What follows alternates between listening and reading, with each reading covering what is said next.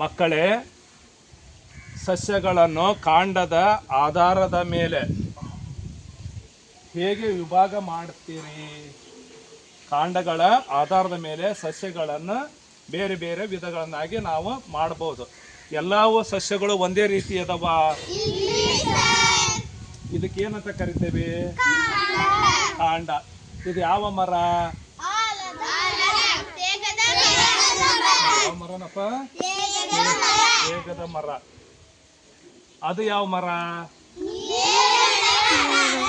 ನೇರಳೆ ಮರ. ಹೌದಾ? ಅದು ಯಾವ ಮರ? ಮಾವಿನ ಮರ. ಹಾಗಾದರೆ ಇದು ಈ ಕಾಂಡದ ಹಾಗೆ ಈ ಕಾಂಡವು ಇದೆಯೇ? ಇಲ್ಲ. ಈ ಕಾಂಡ ಇದು ಹೇಗೆ ಮುಟ್ ನೋಡ್ರಿ, ಈ ಕಾಂಡ ಹೇಗಿದೆ? ಮೃದುವಾಗಿದೆ.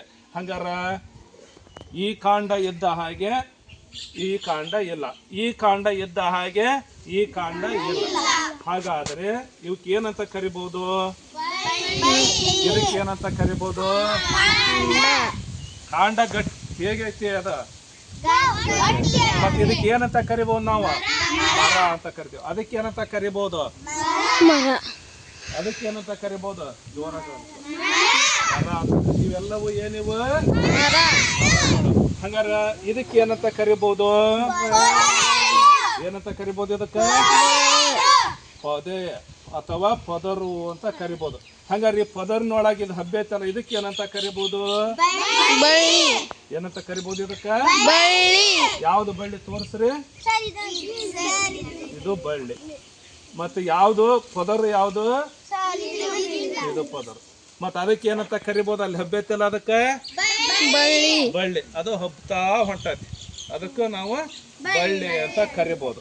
ಇದಕ್ಕೆ ಏನಂತ ಕರಿಬಹುದು? ಇದಕ್ಕೆ ಮರ ಅಂತ ಕರಿಬಹುದು. ಹಂಗಾರ ಕಾಂಡಗಳ ಆಧಾರದ ಮೇಲೆ, ಈ ಕಾಂಡಗಳ ಆಧಾರದ ಮೇಲೆ ನಾವು ಸಸ್ಯಗಳನ್ನು ಎಷ್ಟು ವಿಧಗಳನ್ನಾಗಿ ಮಾಡಿದ್ವಿ? ಎಷ್ಟು ವಿಧಗಳನ್ನಾಗಿ? 3 ವಿಧಗಳು. ಯಾವ್ದು ಗೌರಮ್ಮ ಇದು? 3 ವಿಧಗಳು ಯಾವ್ಯಾವು? ಮರ, ಬಳ್ಳಿ, ಮರ, ಪೊದೆ. ಇದಕ್ಕೇನು ಹಬ್ತಾ ಹೋಗತ್ತಲ್ಲ, ಇದು ಗಟ್ಟಿಯಾಗೈತೆ ಮೃದುವಾಗೈತೆ ನೋಡ್ರಿ. ಇದು ಬಳ್ಳಿ ಮೃದುವಾಗಿದೆ. ಅದಕ್ಕ ಹಂಗಾರ ಅದು ಬೆಳೆಯಾಕ ಏನ್ ಬೇಕು? ಇನ್ನೊಂದು ಮರದ ಸಹಾಯ ಬೇಕು, ಆಶ್ರಯ ಬೇಕು. ಇನ್ನೊಂದು ಮರಕ್ಕೆ ಏನ್ ಮಾಡ್ತೈತೆ? ಅದು ಸುತ್ತಿಗೋಂತ ನೋಡ್ರಿ. ಇದು ಹೇಗೆ ಸುತ್ತಿಗೋಂತ ಹೋಗೈತಿ. ಹೌದಾ?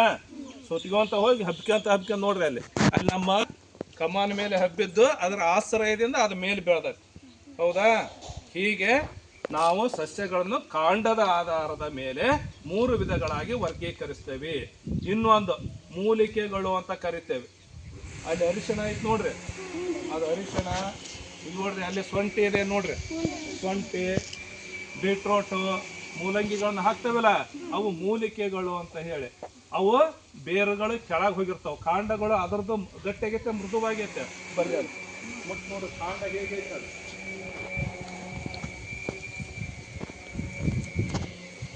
ಮೃದುವಾಗೈತೆ, ಗಟ್ಟಿಯಾಗೈತೆ, ಮರದಂಗ. ಇದ್ರಷ್ಟು ಗಟ್ಟಿ ಐತೆ. ಏನಾಗೈತೆ ಅದ್ರ ಕಾಂಡ? ಅದಕ್ಕೆ ಮೂಲಿಕೆಗಳು ಅಂತ ಕರಿತೇವೆ. ಹಂಗಾರ ಮರಗಳು ಎಷ್ಟು ವಿಧಗಳನ್ನ ಮಾಡಿದ್ವಿ? ಮರಗಳು, ಮೂಲಿಕೆ ಅಂತ ಹೇಳಿ ಇಷ್ಟು ವಿಧಗಳನ್ನಾಗಿ ಕಾಂಡಗಳ ಆಧಾರದ ಮೇಲೆ ನಾವು ಮಾಡ್ತಿದ್ದೀವಿ.